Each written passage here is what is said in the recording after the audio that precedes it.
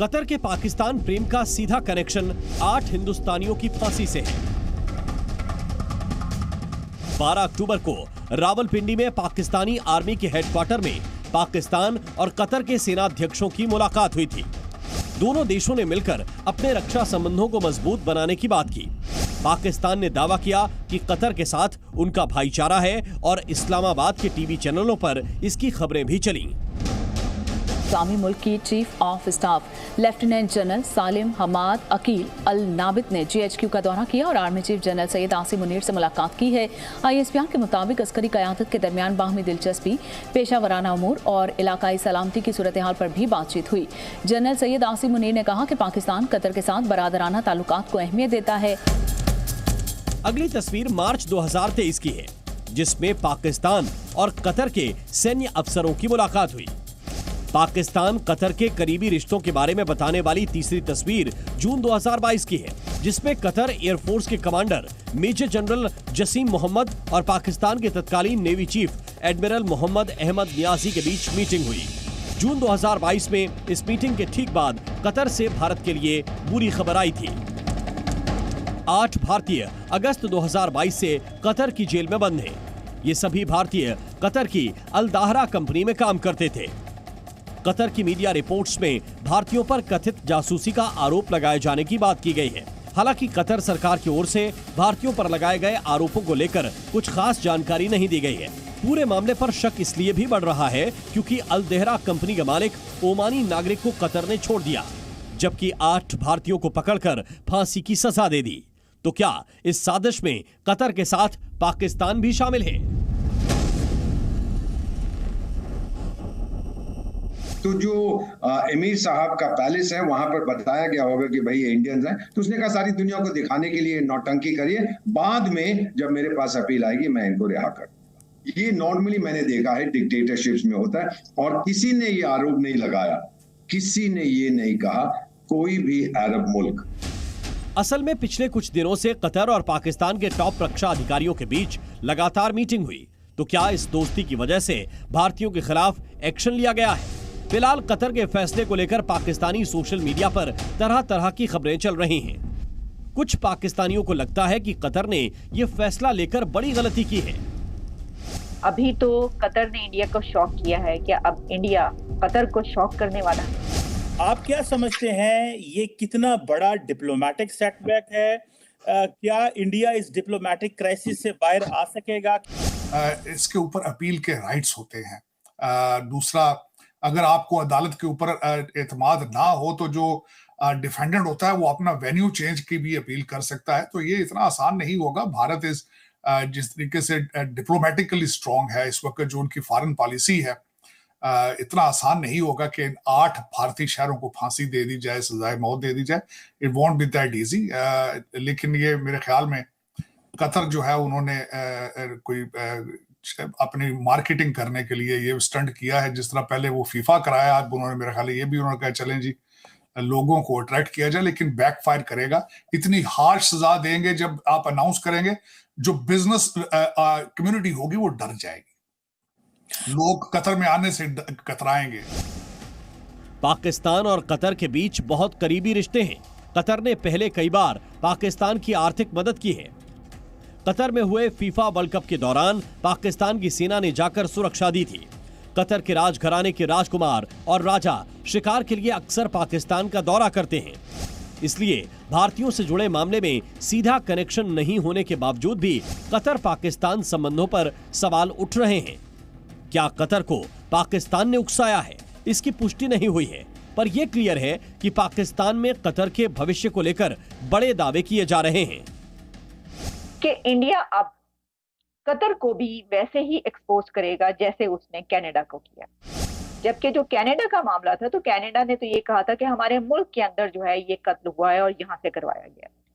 लेकिन उसके ऊपर जो इंडिया की तरफ से स्टैंड किया और उसके बाद जैसे उस मामले को टेकअप किया इंडिया ने और किस तरीके से एक्सपोज किया, और यहाँ तक फिर मामला पहुंचा कि कनाडा को लेने के देने पड़ गए और वो यहाँ पर जस्टिन ट्रूडो यहाँ तक कहने पर आ गए कि हम तो बड़े अच्छे ताल्लुकात चाहते हैं, और फिर इंडिया ने फिर पीछे नहीं हटा। वो पाकिस्तानी सोशल मीडिया पर कतर को लेकर लगातार बयानबाजी हो रही है, पर एक बात तय है कि पूरे मामले में इस्लामाबाद सबसे ज्यादा शक के घेरे में है।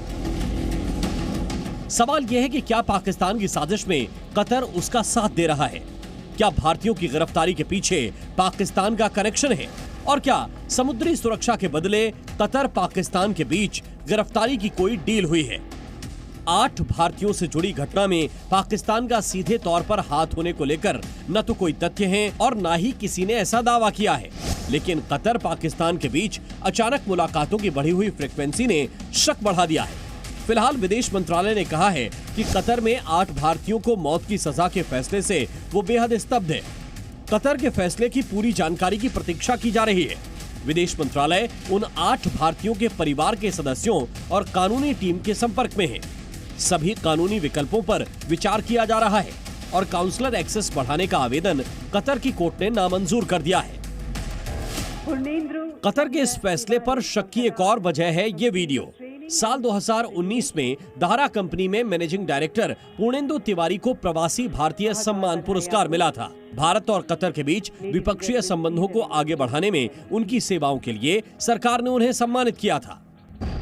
फिर 3 वर्षों के बाद ही ऐसा क्या हो गया कि कतर सरकार ने इनको गिरफ्तार कर लिया?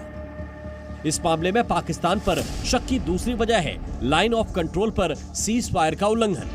26 अक्टूबर को कतर से फांसी की खबर आई और उसी दिन अंतर्राष्ट्रीय सीमा पर पाकिस्तान की तरफ से सीज फायर का उल्लंघन हुआ। जम्मू कश्मीर के अरनिया सेक्टर में पाकिस्तानी रेंजर्स ने सीज फायर तोड़ा।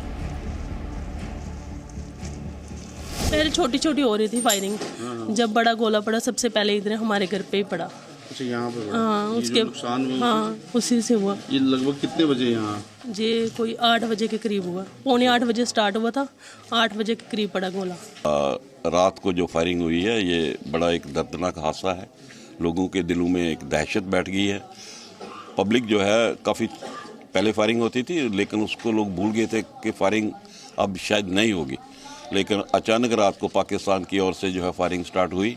हमारा जो एरिया पड़ता है अरनिया सेक्टर, वहाँ से जो फायरिंग होती हमारे एरिया के अंदर आई। सर रात को बहुत फायरिंग हुआ। जब फायरिंग शुरू हुआ सर तो हम इधर ही बैठा था, तो फिर उसके बाद में पूरी रात सर फायरिंग चलता रहा। बहुत शेलिंग हुआ सर, छोटा भी फायर चलता रहा, बड़ा भी फायर चलता रहा। तो इस सुबह हमने देखा इधर बुलेट पड़ा था सर। 26 अक्टूबर को कुपवाड़ा में पाकिस्तान से घुसपैठ की कोशिश कर रहे लश्कर के 5 आतंकियों को सेना ने मार गिराया था। यानी पाकिस्तान लगातार साजिशें कर रहा है। बीएसएफ का कहना है कि 17 अक्टूबर को भी अरनिया सेक्टर में रेंजर्स ने सीज फायर का उल्लंघन किया था, जिसमें बीएसएफ के 2 जवान घायल हो गए थे और इस घटना के ठीक 1 हफ्ते बाद दोबारा पाकिस्तान की ओर से फायरिंग की गई है। भारत की तरफ से भी करारा जवाब दिया गया, जिसकी वजह से पाकिस्तान बौखलाया हुआ है। जम्मू कश्मीर से रजत वोहरा और दिल्ली से प्रणय उपाध्याय के साथ ब्यूरो रिपोर्ट, जी मीडिया।